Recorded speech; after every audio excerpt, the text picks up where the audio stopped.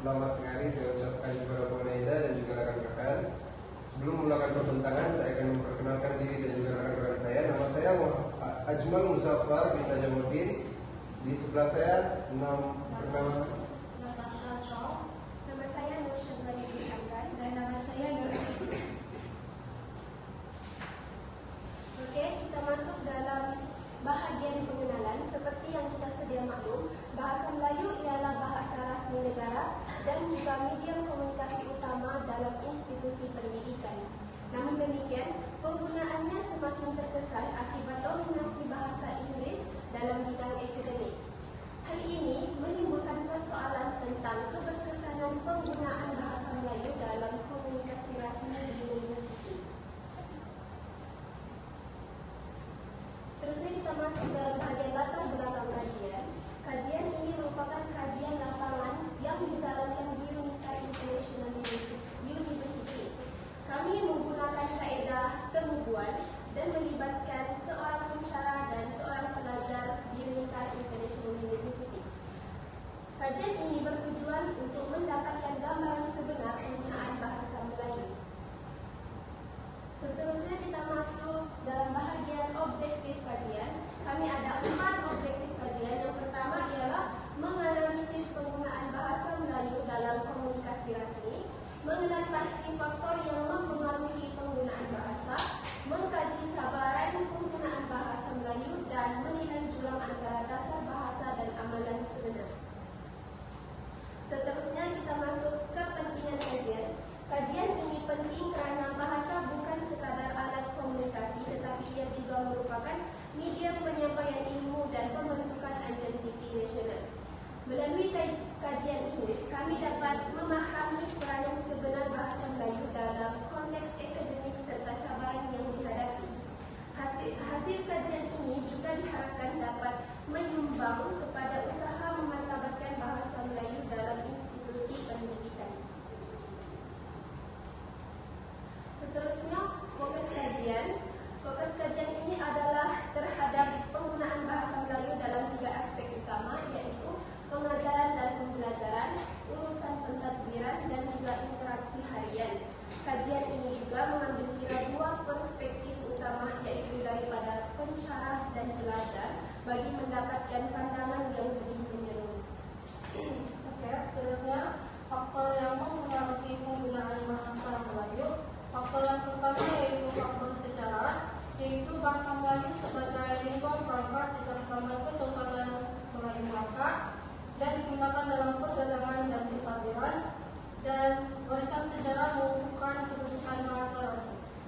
Faktor kedua ialah faktor perlembagaan dan dasar kerajaan yang termaktub dalam perkara 152 Perlembagaan Persekutuan dan dilindungi oleh undang-undang. Faktor yang seterusnya yaitu faktor ketiga, faktor pendidikan. Bahasa Melayu sebagai bahasa pengantar utama di sekolah kebangsaan dan merupakan subjek wajib lulus dalam peperiksaan, memartabatkan bahasa dalam generasi muda.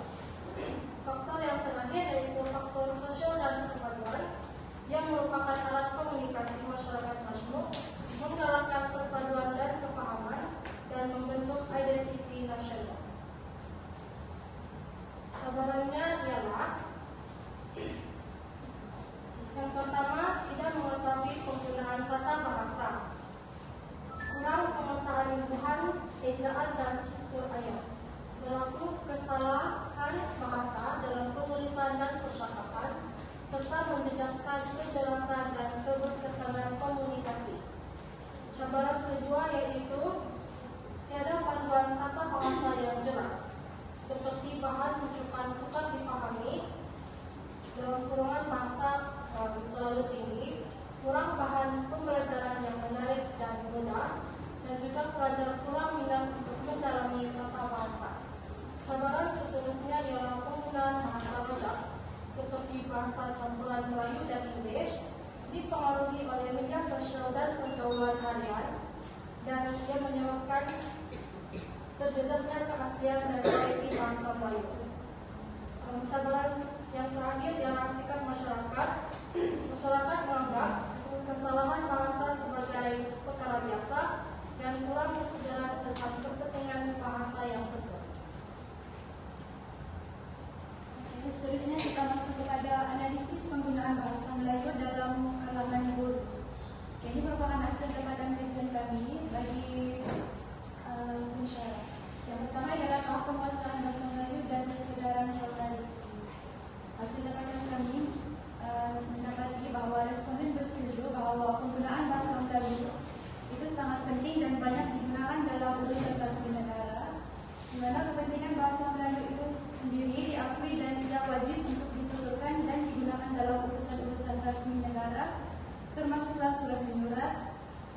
si pejabat dan dalam bidik darjah.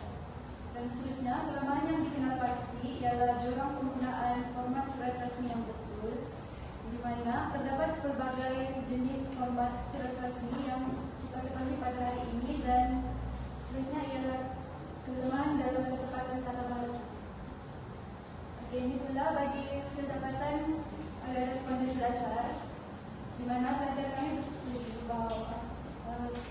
bahawa penggunaan bahasa Melayu ini banyak digunakan dalam dua konteks, yaitu konteks rasmi dan separa rasmi, di mana kebanyakan pelajar menggunakan bahasa Melayu penuh dalam menghasilkan dokumen formal termasuklah notis, pengumuman, tugasan serta target urus yang dikendalikan oleh pelajar.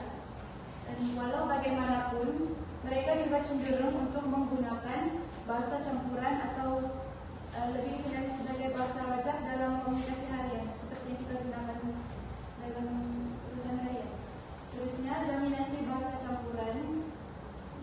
Penggunaan bahasa wajah dalam platform digital yang kita gunakan setiap hari, yaitu WhatsApp maupun email ringkas, semakin meningkat saban hari, dan secara tidak langsung ia dituturkan secara sadar ataupun tidak.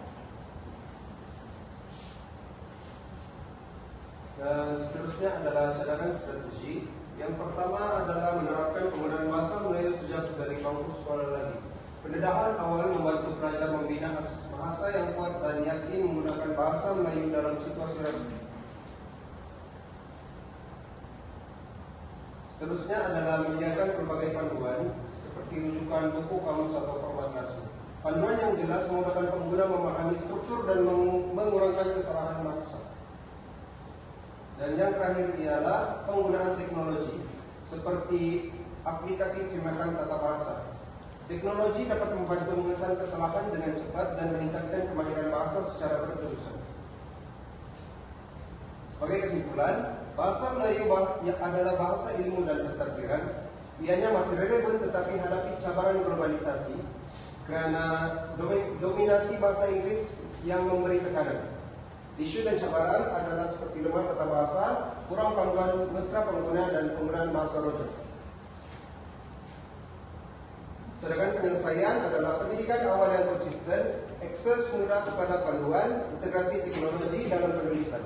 Akhir sekali, bagi mengekalkan penggunaan bahasa Melayu, semua pihak perlu sentiasa memberikan komitmen kerana bahasa Melayu harus dijaga dan dipelihara supaya kekal relevan di peringkat global.